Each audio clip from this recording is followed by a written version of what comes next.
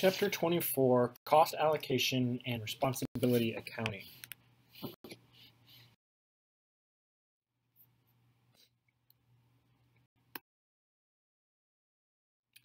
Recall that product costs consist of direct materials, direct labor, and manufacturing overhead. These costs must be traced to each product manufactured.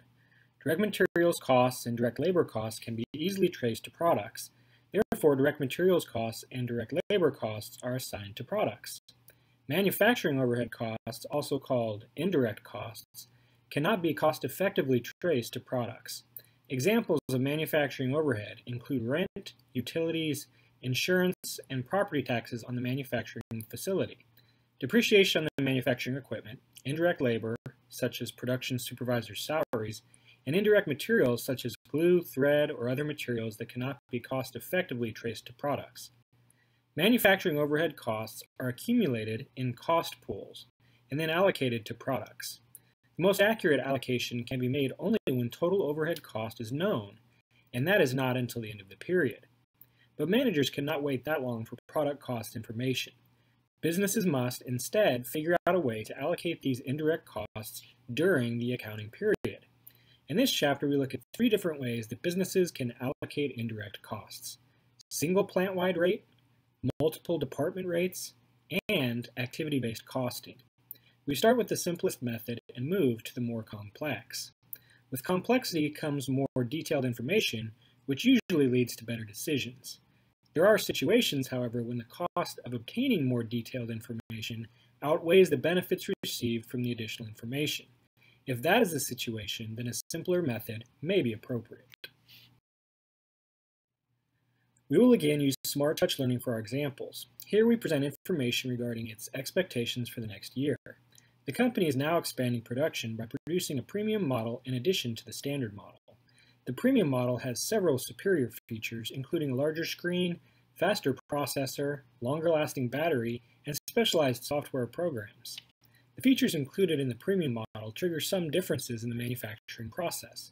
For example, smaller circuitry in the hardware components requires the use of refined tools that are capable of more precise calibration. Before beginning production on a batch of tablets, a calibration setup is required. Setup is when the company prepares the manufacturing line to produce a different product. The calibration setup for premium tablets is performed by workers with specialized skills. Due to their specialized skills, laborers working on the premium model are paid at a higher rate. Furthermore, the operating system on the premium model requires additional software components with specialized configuration to support the superior hardware features. Due to the specialized configuration, testing the operating system of the premium model takes longer than testing the operating system of the standard model. The challenge is to determine the best way to allocate the $100,000 in manufacturing overhead costs to the 2,500 tablets so the manufacturing cost per unit can be calculated. Managers need to know the product cost to make planning and control decisions. Using a single plant-wide rate is the traditional method of allocating manufacturing overhead costs and is the simplest method. In this method, the company calculates the predetermined overhead allocation rate before the period begins by selecting one allocation base and using the same base to allocate overhead costs to all units. When Smart Touch Learning was producing only one model of tablets, direct labor cost was used as the allocation base. Retaining direct labor cost as the allocation base, let's calculate the predetermined overhead allocation rate, use the rate to allocate overhead, and determine the total unit cost. The total estimated overhead costs are given, $100,000. First, we need to calculate the estimated quantity of the overhead allocation base. To determine the total estimated direct labor cost, multiply the direct labor cost per unit times the estimated number of units. This must be done for both models. We now have the amounts needed to calculate the predetermined overhead allocation rate. The manufacturing overhead costs can now be allocated to each model by multiplying the predetermined overhead allocation rate by the actual quantity of the allocation base used by the product. Note that the predetermined overhead allocation rate is multiplied by the actual quantity of the allocation base used.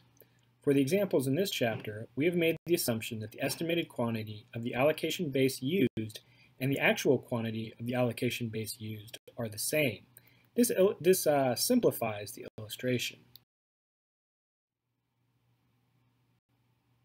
To determine the unit cost of the manufacturing overhead, we divide each product's total manufacturing overhead cost by the associated number of units. We can then add the manufacturing overhead unit cost to the direct materials unit cost and the direct labor unit cost to determine the total unit cost. Because direct labor cost is the single allocation base for all products, SmartTouch Learning allocates far more dollars of overhead cost to the standard model than to the premium model, $70,400 compared to $29,600. However, total dollars of overhead are spread over more tablets, which is why the per unit cost of overhead is less for the standard model than for the premium model, $35.20 compared to $59.20. Using a single plant-wide rate is simple, but it may not be accurate.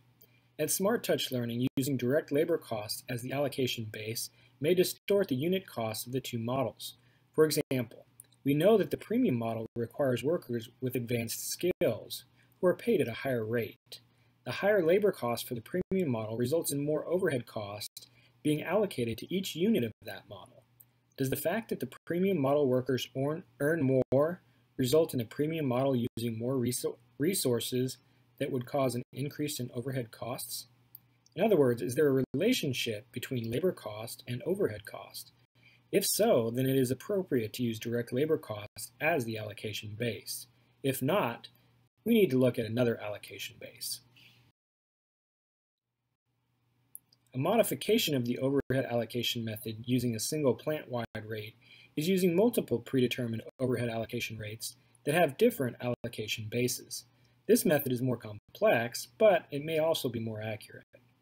The allocation process is the same, except now there are multiple cost pools and multiple allocation bases. SmartTouch Learning has determined that the manufacturing process can be separated into two main departments. In the first department, production, the tablet's parts are produced and assembled. In the second department, software, the software is installed and tested. Management has further separated the overhead costs into two cost pools. One pool for the overhead costs associated with the production department, and another pool for the costs associated with the software department. After careful analysis, SmartTouch Learning has decided that machine usage is the primary cost driver for the production department. In other words, the company feels there is a more direct relationship between the number of hours the machines are used and the amount of overhead costs incurred.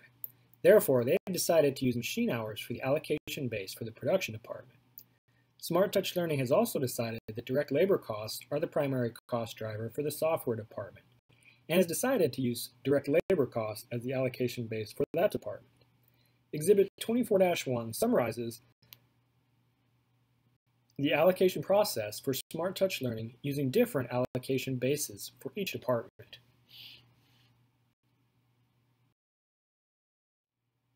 To determine the unit cost of the manufacturing overhead, we divide the total cost by the number of units. We can then add the manufacturing overhead unit cost to the direct materials and direct labor unit costs to determine the total unit cost.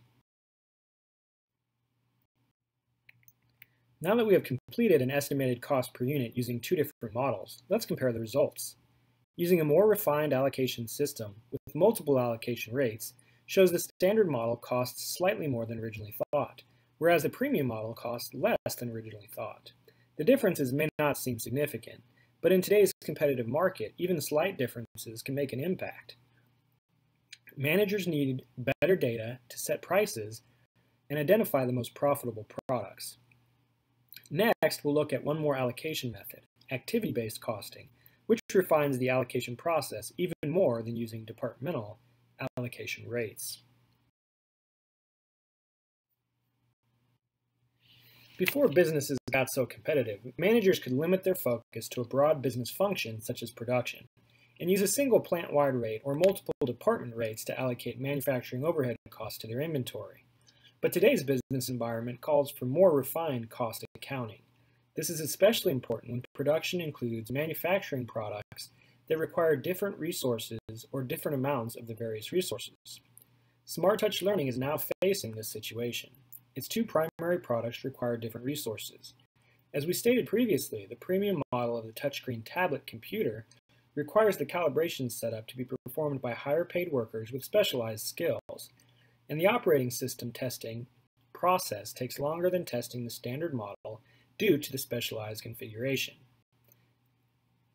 Additionally, the premium model is produced in smaller batches because the quantity of sales is lower than the standard model, 500 units compared to 2,000 units.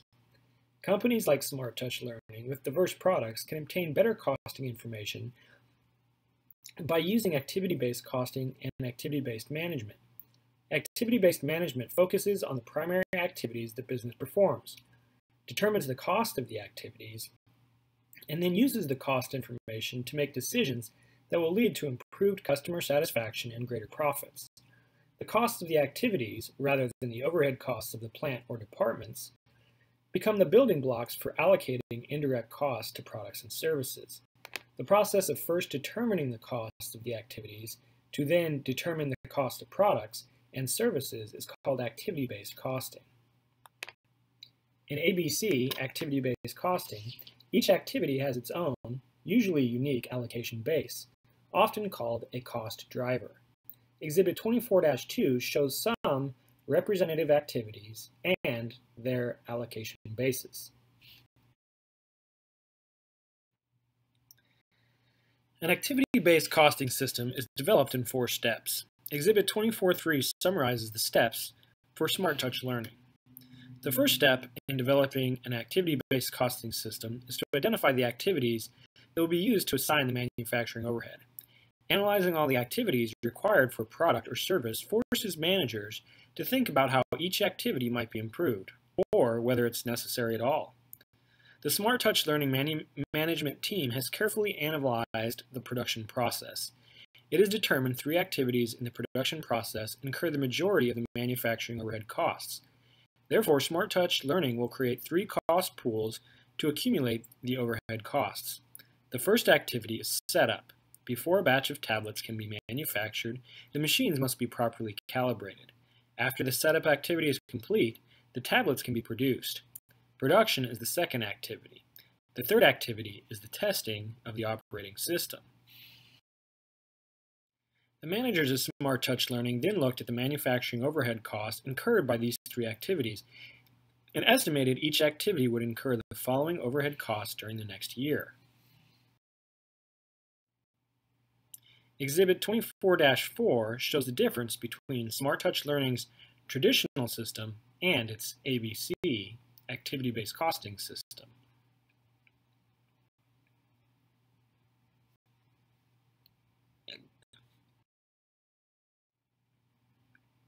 Step 2 is to identify the allocation base for each activity and estimate the total quantity of each allocation base. Because allocation bases differ for different activities, this step must be completed for each activity. Smart Touch Learning has determined that the allocation base for setup is number of batches. The standard model is normally produced in batches of 50 units. Therefore, the production of 2,000 units would require 40 batches, calculated at 2,000 units divided by 50 units per batch. The premium model is normally produced in batches of 25 units. Therefore, the production of 500 units would require 20 batches, calculated as 500 units divided by 25 units per batch. Smart Touch Learning has determined that the allocation base for production is direct labor hours. Note that the company is not using direct labor costs, but direct labor hours. Analysis of the process indicates the overhead costs were related to the time it took to process the units through the activity, not how much the workers were paid. Both models require an average of 5 hours of labor to produce. Therefore, the standard model is expected to require 10,000 labor hours during the next year, or 2,000 units at 5 hours per unit, and the premium model is expected to require 2,500 hours, or 500 units at 5 hours per unit. Smart Touch Learning has determined that the allocation base for testing is the number of testing operations performed. Units are randomly selected for testing, with the premium units tested more often than the standard units due to their complexity. Based on the number of units to be produced, the production manager estimates the standard model units to have 7,750 tests during the year and the premium model to have 2,250 tests for a total of 10,000 tests. Step 3 is to compute the predetermined overhead allocation rate for each activity. The formula to compute the predetermined overhead allocation rate is the same one used for the other methods. The process is repeated for each activity. The predetermined overhead allocation rates for Smart Touch Learning are shown in Step 3 of Exhibit 24-3.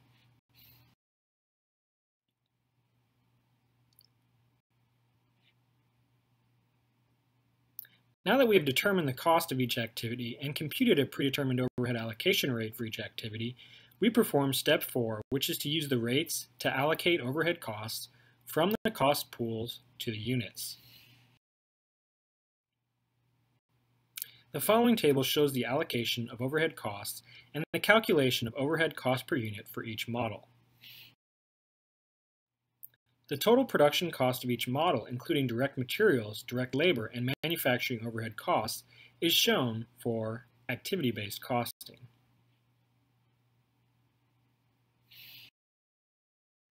Let's compare the estimated cost per unit calculated with the 3 different systems we've looked at so far. With each refinement of the costing system from a single plant-wide allocation rate to multiple department allocation rates to activity-based allocation rates, the cost per unit of the standard model increased and the cost per unit of the premium model decreased. Activity-based costs are more accurate because ABC considers the resources, or activities, each product actually uses. Allocating overhead bases on labor costs distorted the cost of the premium units. This happened because the laborers working on premium units are paid more due to their advanced skills, which increased the cost of the direct labor on the premium models. However, the higher direct labor cost does not have a direct cause and effect relationship on the overhead costs. Other factors such as smaller batches and increased testing do have an effect. It is important to note that the total overhead cost did not change, only the allocation of the total overhead to the 2 different types of tablets. Total overhead allocated in all 3 methods is the same, $100,000. Now take a look at the following try it and see if you can figure out what the answers are.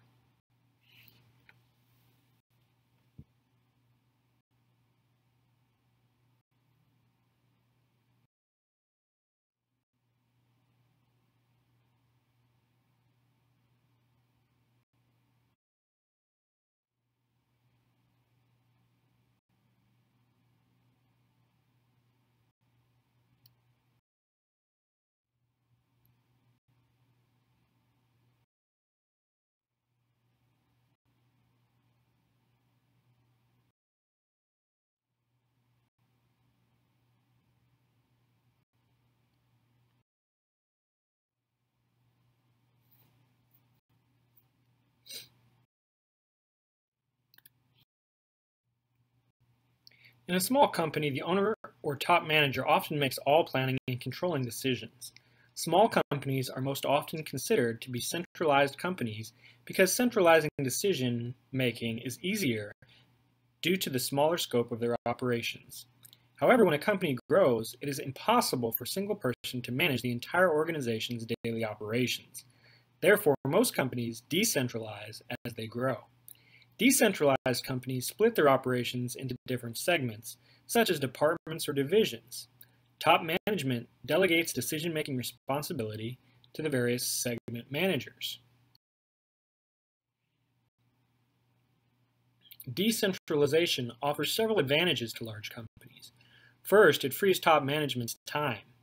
By delegating responsibility for daily operations to business segment managers, top management can concentrate on long-term strategic planning and higher-level decisions that affect the entire company. Another advantage is that decentralization supports use of expert knowledge. It allows top management to hire the expertise each business segment needs to excel in its own specific operations. For example, decentralizing by state allows companies to hire managers with specialized knowledge of consumer demand for products or services, demographics, or the laws of each individual state. Such specialized knowledge can help segment managers make better decisions then could the company's top managers about product and business improvements within the business segment. Decentralization improves customer relations because segment managers focus on just one segment of the company. Therefore, they can maintain closer contact with important customers than can upper management of the whole company. Thus, decentralization often leads to improved customer relations and quicker customer response time. Decentralization also provides segment managers with training and experience necessary to become effective top managers. For example, companies often choose CEOs based on their past performance as division managers. Finally, empowering segment managers to make decisions increases managers' motivation and retention. This improves job performance and job satisfaction. Despite its advantages, decentralization can also cause potential problems. Decentralization may cause the company to duplicate certain costs or assets. For example, each business segment may hire its own payroll department and purchase its own payroll software. Companies can often avoid such duplications by providing centralized services. For example, a hotel chain might segment its business by property, yet each property might share one centralized reservations office and one centralized website. Another disadvantage is problems with achieving goal congruence. Goal congruence occurs when segment managers' goals align with top management's goals. Decentralized companies often struggle to achieve goal congruence. Segment managers may not fully understand the big picture of the company. They may make decisions that are good for their division, but could harm another division or the rest of the company. For example, the purchasing department might buy cheaper components to decrease product cost. However, cheaper components might hurt the product line's quality. As a result, the company's brand as a whole might suffer. Later in this chapter, we see how managerial accountants can design performance evaluation systems that encourage goal congruence. Although we've discussed disadvantages of decentralization, it's important to note that the advantages of decentralization usually outweigh the disadvantages, especially as a company continues to grow. Decentralized companies delegate responsibility for specific decisions to each subunit, creating responsibility centers. A responsibility center is a part of the organization for which a manager has decision-making authority and accountability for the results of those decisions. Decentralized companies need a way to evaluate their various responsibility centers. A responsibility accounting system is a system for evaluating the performance of each responsibility center and its manager. The goal of the system's performance reports is to provide relevant information to the managers empowered to make decisions. Let's discuss each of the 4 types of responsibility centers. Exhibit 24.5 summarizes the types of responsibility centers, their managers' responsibilities, and their responsibility reports. In a cost center, the manager is only responsible for controlling costs. Manufacturing operations, such as the tablet computer production line at Smart Touch Learning, are cost centers. The line foreman controls costs by monitoring materials costs, repair and maintenance costs, employee costs, and employee efficiency. The foreman is not responsible for generating revenues because he or she is not involved in selling the product. The plant manager evaluates the foreman on his or her ability to control costs by comparing actual costs to the budgeted costs. Responsibility reports for cost centers include only costs. In a revenue center, the manager is only responsible for generating revenues. A kiosk that sells sunglasses at a local mall is an example of a revenue center. The business is a part of a chain, so the local manager does not control costs. The merchandise inventory is purchased by a central purchasing department, and rent paid to the mall is negotiated by the corporate office. Company procedures indicate only one employee should be in the booth, so the local manager has little control over wages expense. The primary responsibility of the manager is to generate revenues by selling sunglasses. Therefore, the kiosk is considered a revenue center. Responsibility reports for a revenue center include only revenues. In a profit center, the manager is responsible for generating revenues and controlling costs, and therefore profits. The manager responsible for a grocery store is accountable for increasing sales revenue and controlling costs to achieve the profit goals. The manager controls costs by ordering sufficient merchandise inventory to meet sales demand without having an excessive spoilage rate from outdated food products and scheduling workers to have sufficient customer service without paying more than necessary in wages. Profit center responsibility reports include both revenues and expenses to show the profit center's operating income. In an investment center, the manager is responsible for generating profits and efficiently managing the center's invested capital. Managers of investment centers, for example, division managers of a chain of stores, are responsible for generating sales, controlling expenses, managing the amount of capital required to earn the income, and planning future investments for growth and expansion of the company.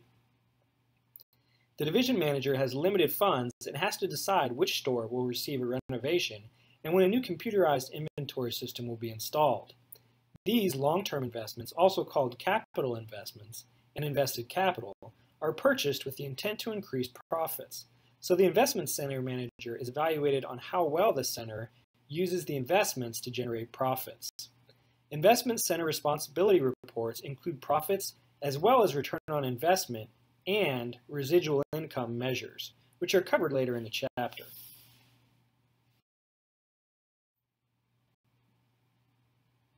Exhibit 24.6 shows how an organization like Smart Touch Learning might assign responsibility. At the top level, the president, chief executive officer, oversees each of the two vice presidents. The vice president, chief operating officer, oversees two divisions.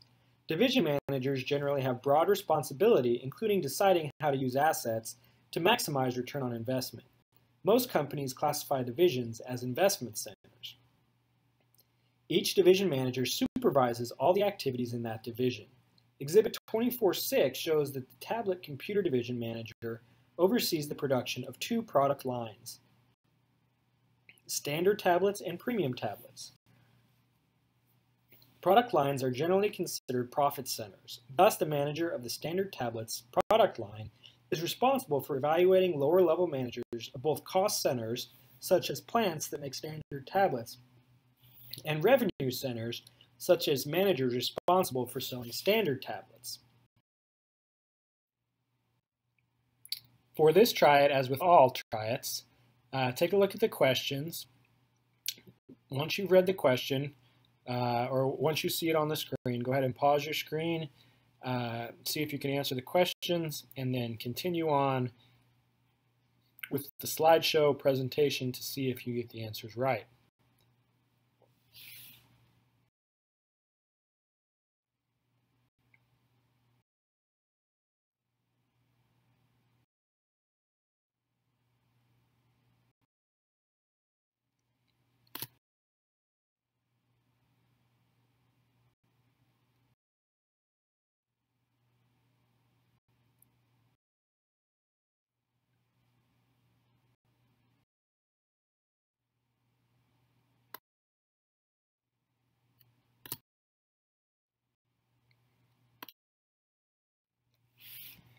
Once a company decentralizes operations, top management is no longer involved in running the subunit's day-to-day operations. Performance evaluation systems provide top management with a framework for maintaining control over the entire organization. Let's look at the primary goals of performance evaluation systems. One goal is to promote goal congruence and coordination. As previously mentioned, decentralization sometimes results in segment managers making decisions that are not consistent with the overall goals of the organization. The performance measurement system should provide incentives for coordinating the subunit's activities and direct them toward achieving the overall company goals. Another goal is to communicate expectations. The performance measurement system should spell out the unit's most critical objectives. Without a clear picture of what upper management expects, segment managers have little to guide their daily operating decisions. Motivating segment managers is yet another goal of the performance evaluation system. Segment managers are usually motivated to make decisions that will help to achieve top management's expectations.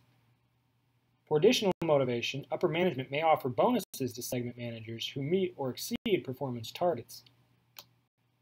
Top management must exercise extreme care in setting performance targets. For example, managers measured solely by their ability to control costs may take whatever actions are necessary to achieve that goal, including sacrificing quality or customer service. Such actions would not be in the best interest of the company as a whole. Therefore, upper management must consider the ramifications of the performance targets it sets for segment managers. Performance evaluation systems are designed to provide feedback that upper management needs to maintain control over the entire organization, even though it has delegated responsibility and decision-making authority to segment managers. If targets are not met at the unit level, upper management will take corrective actions, ranging from modifying unit goals if the targets were unrealistic to begin with, to replacing the segment manager if the targets were achievable but the manager failed to reach them.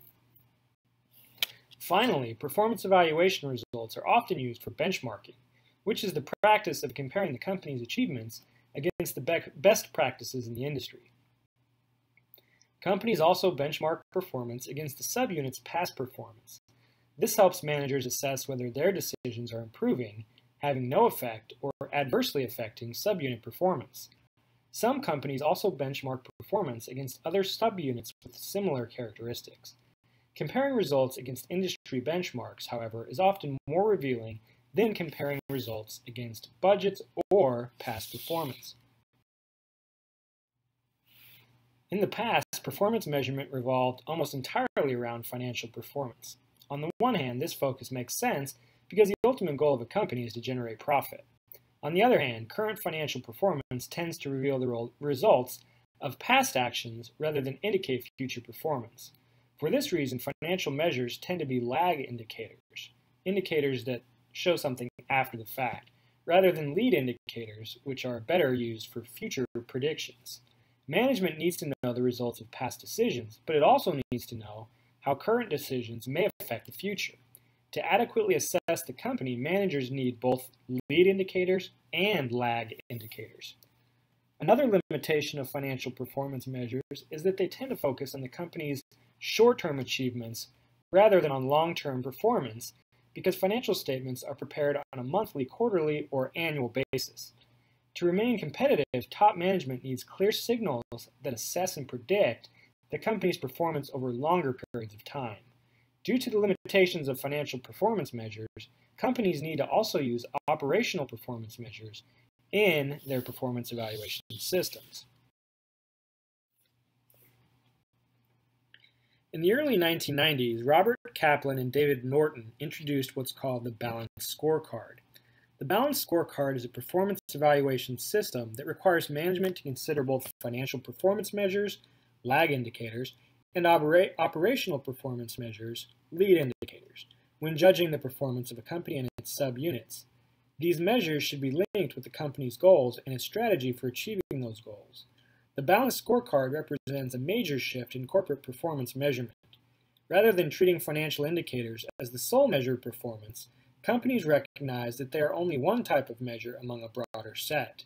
Keeping score of operating measures and traditional financial measures gives management a balanced view of the organization.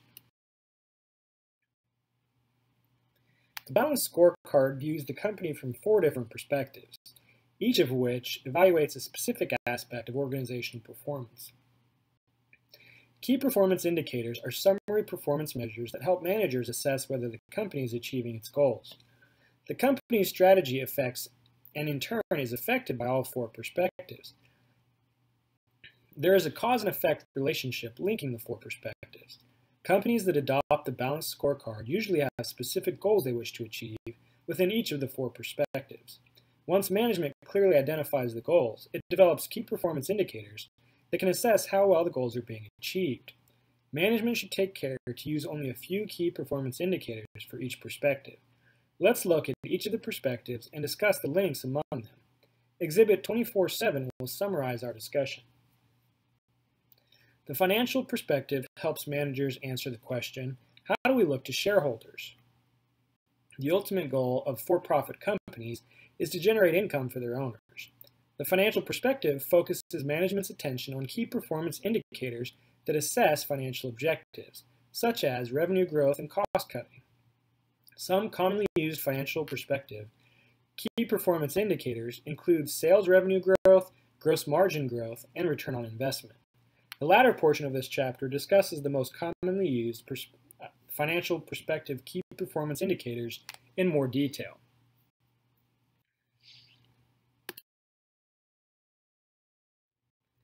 The customer perspective helps managers evaluate the question, how do customers see us? Customer satisfaction is a top priority for long-term company success. Customers are typically concerned with four specific product or service attributes: price, quality, service quality at the time of sale, and delivery time. Because each of these attributes is critical to making the customer happy, most companies have specific objectives for each of these attributes. Typical customer perspective key performance indicators include customer satisfaction ratings, percentage of market share, increase in the number of customers, number of repeat customers, number of customer complaints, rate of on-time deliveries, and percentage of sales returns. The internal business perspective helps managers address the question, at what business processes must we excel to satisfy customer and financial objectives? The answer to this question incorporates three factors. They are innovation, operations, and post-sales service. All three factors critically affect customer satisfaction, which will affect the company's financial success. Satisfying customers once does not guarantee future success, which is why the first important factor of the internal business perspective is innovation. Companies must continually improve existing products and develop new products to succeed in the future. Companies commonly assess innovation using internal business perspective key performance indicators, such as the number of new products developed or new product development time. The second important factor of the internal business perspective is operations. Lean and effective internal operations allow the company to meet customers' needs and expectations. For example, the time it takes to manufacture a product, manufacturing cycle time, affects the company's ability to deliver products quickly to meet a customer's demand. Production efficiency, number of units produced per hour, and product quality, defect rate, also affect the price charged to the customer. To remain competitive, companies must be at least as good as the industry leader at those internal operations that are essential to their business. The third factor of the internal business perspective is post-sales service. How well does the company service customers after the sale? Claims of excellent post-sales service help to generate more sales. Management assesses post-sales service through the following typical internal business perspective key performance indicators: number of warranty claims received, average repair time, and average wait time on the phone for a customer service representative. The learning and growth perspective helps managers assess the question, how can we continue to improve and create value? The learning and growth perspective focuses on three factors: employee capabilities, information system capabilities, and the company's climate for action. The learning and growth perspective lays the foundation needed to improve internal business operations, sustain customer satisfaction, and generate financial success. Let's consider each of these factors. First, because most routine work is automated, employees are freed up to be critical and creative thinkers who therefore can help achieve the company's goals. The learning and growth perspective measures employee skills, knowledge, motivation, and empowerment. Learning and growth perspective key performance indicators typically include hours of employee training, employee satisfaction, employee turnover, and number of employee suggestions implemented. Second, employees need timely and accurate information on customers, internal processes, and finances. Therefore, other key performance indicators measure the maintenance and improvement of the company's information system. For example, key performance indicators might include the percentage of employees having online access to information about customers and the percentage of processes with real-time feedback on quality, cycle time, and cost. Finally, management must create a corporate culture that supports and encourages communication, change, and growth. For example, a company may use the balanced scorecard to communicate strategy to every employee and to show each employee how his or her daily work contributes to company success. So, for example, managers might review the employee turnover key performance indicators to determine whether the company is attracting and retaining skilled employees. If the data show the employee turnover rate is greater than the expected employee turnover rate, then management will want to devise measures to identify the reasons for the increase in employee turnover and devise measures to increase employee retention.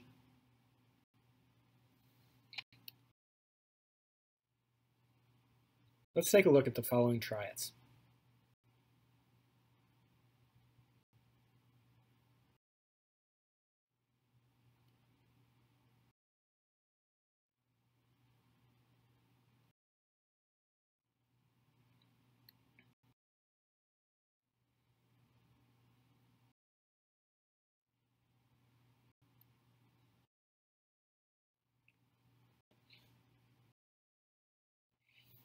In this part of the chapter, we take a more detailed look at how companies measure the financial perspective of the balanced scorecard for different business segments of the company. We focus now on the financial performance measurement of each type of responsibility center. Responsibility accounting performance reports capture the financial performance of cost, revenue, and profit centers. Recall that performance reports compare actual results with budgeted amounts and display a variance or difference between the two amounts. Because cost centers are only responsible for controlling costs, their performance reports only include information on actual costs versus budgeted costs.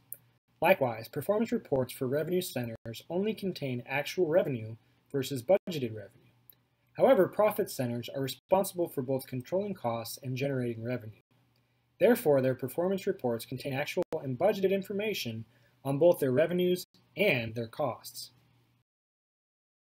A unique factor of responsibility accounting performance reports is the focus on responsibility and controllability.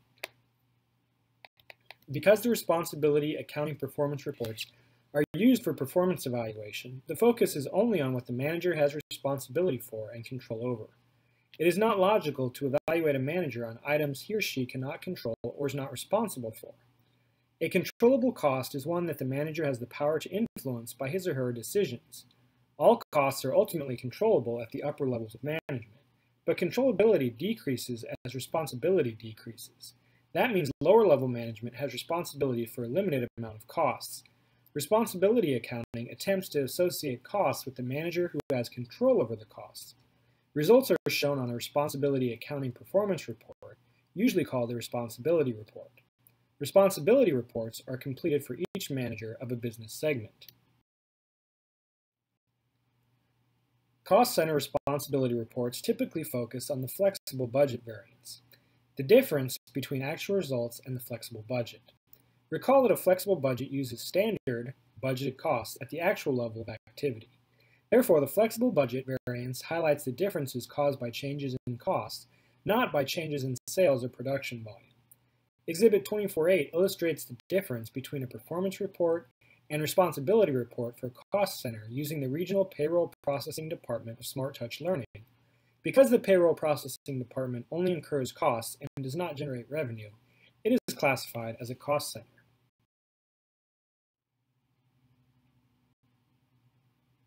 Revenue center responsibility reports often highlight both the flexible budget variance and the sales volume variance. The responsibility report for Premium Tablet Sales Department of Smart Touch Learning might look similar to Exhibit 24.9, with detailed sales volume and revenue shown for each type of premium tablet computer sold. The sales department is part of the Premium Tablet Department. For simplicity, the exhibit shows volume and revenue for only one term. Managers of profit centers are responsible for both generating revenue and controlling costs, so their performance reports include both revenues and expenses. Exhibit 24.10 shows an example of a profit center performance report for the standard tablet computer department.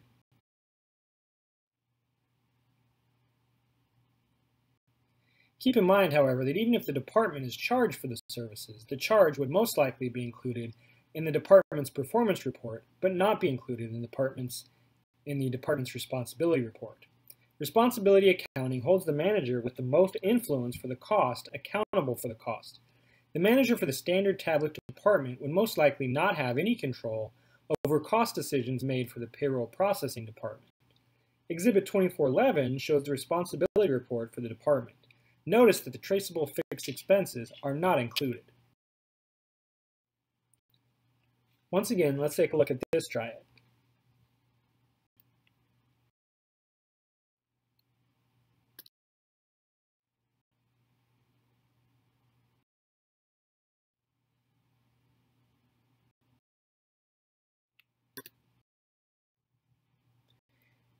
Investment centers are typically large divisions of a company. The duties of an investment center manager are similar to those of a CEO.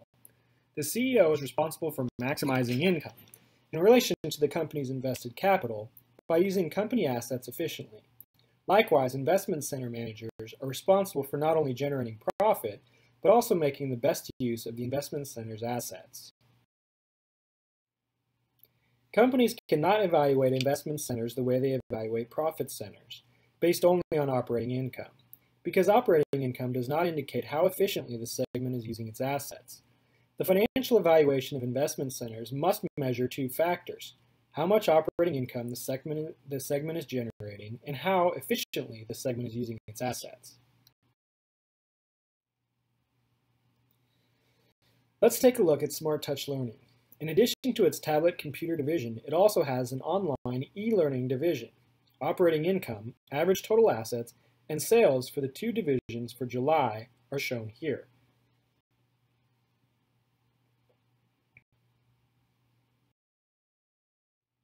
Return on investment, also called ROI, is one of the most commonly used key performance indicators for evaluating an investment center's financial performance.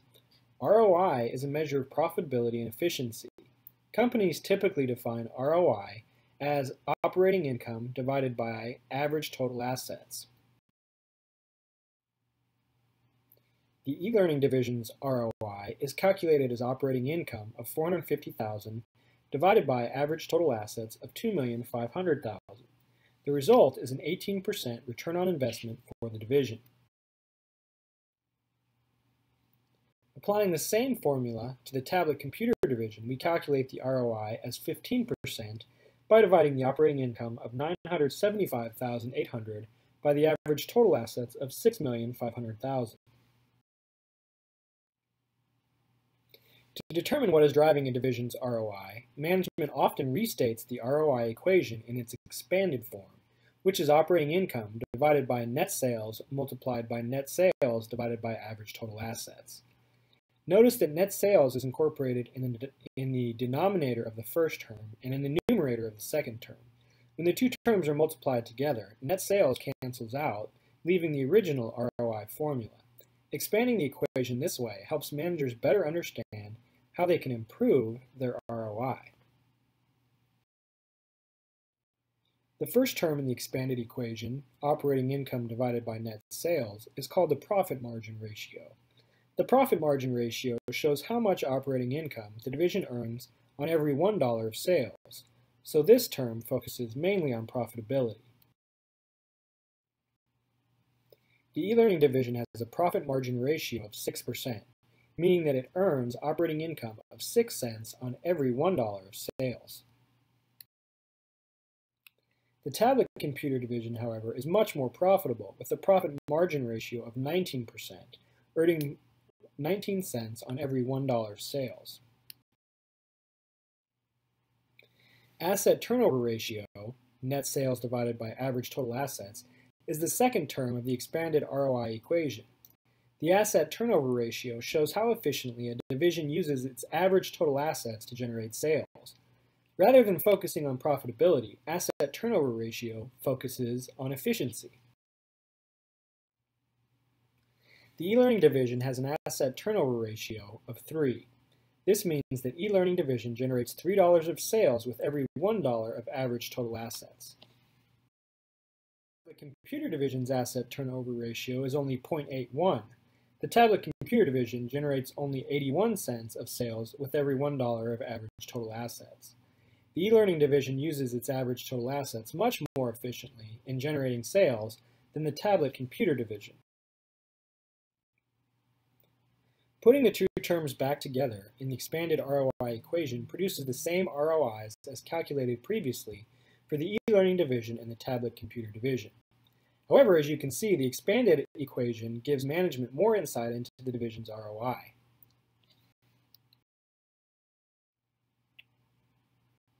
ROI has one major drawback. Evaluating division managers based solely on ROI gives them an incentive to adopt only projects that will maintain or increase their current ROI. Suppose that top management has set a company-wide target ROI of 16%. Both divisions are considering investing in an in-store video display equipment that shows customers how to use featured products. This equipment would increase sales because customers would be more likely to buy the products when they see the infomercials. The equipment would cost each division $100,000 and is expected to provide each division with $17,000 of annual operating income. The equipment's ROI is the $17,000 of operating income divided by the $100,000 cost, or 17%. Upper management would want the divisions to invest in this equipment because the equipment will produce a 17% ROI, which is higher than the 16% target rate. But what will the managers of the divisions do? Because the tablet computer division currently has an ROI of 15%, the new equipment with its 17% ROI will increase the division's overall ROI. Therefore, the tablet computer manager will buy the equipment. However, the e-learning division currently has an ROI of 18%. So investing in this new equipment would actually lower their overall ROI, making it unlikely that the e-learning division manager would invest in the equipment. Residual income is another commonly used key performance indicator for evaluating an investment center's financial performance. Similar to ROI, residual income considers both the division's operating income and its average total assets. Residual income measures the division's profitability and the efficiency with which the division uses its average total assets. Residual income also incorporates another piece of information: top management's target rate of return, such as the 16% target rate of return in the previous example. The target rate of return is the minimum acceptable rate of return that top management expects a division to earn with its average total assets. You will learn how to calculate target rate of return in your finance class. For now, we provide the target rate of return for you.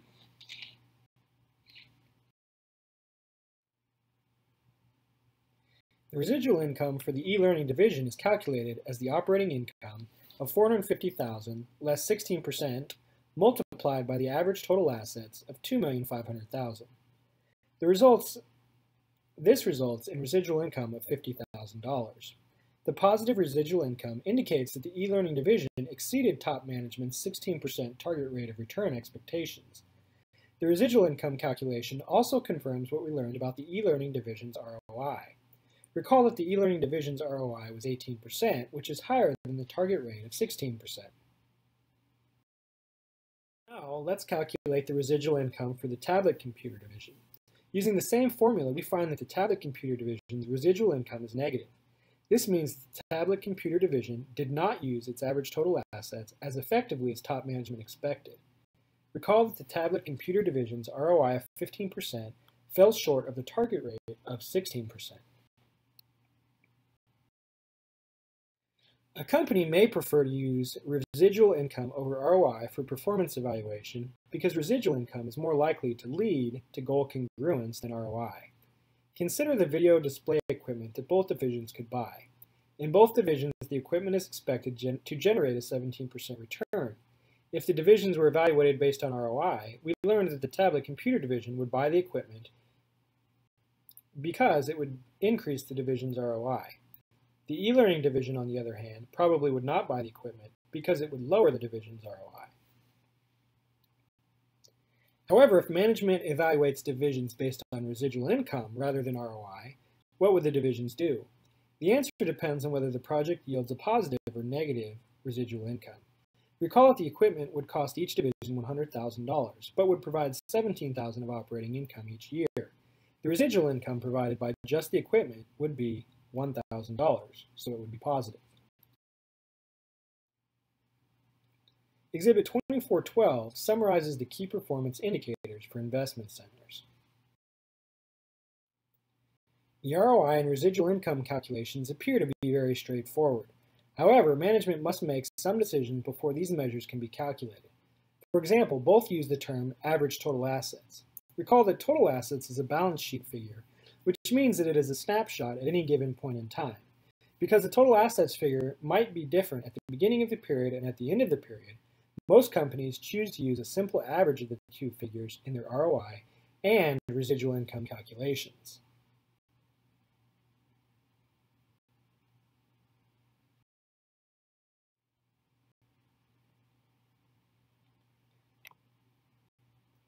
One serious drawback of financial performance measures is their short-term focus. Companies usually prepare responsibility reports and calculate ROI and residual income figures over a one-year time frame or less. If upper management uses a short time frame, division managers have an incentive to take actions that will lead to an immediate increase in these measures. Even if such actions may not be in the company's long-term interest, such as cutting back on R&D or advertising. On the other hand, some potentially positive actions considered by subunit managers may take longer than 1 year to generate income at the targeted level. Many product life cycles start slowly, even incurring losses in the early stages, before generating profit. If managers are measured on short-term financial performance only, they may not introduce new products because they're not willing to wait several years for the positive effect to show up in their financial performance measures.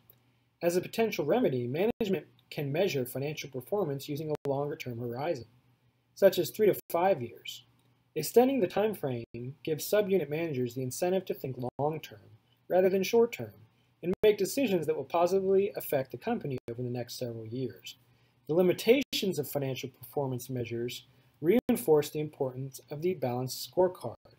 The deficiencies of financial measures can be overcome by taking a broader view of performance, including key performance indicators from all 4 balanced scorecard perspectives, rather than concentrating on only the financial measures.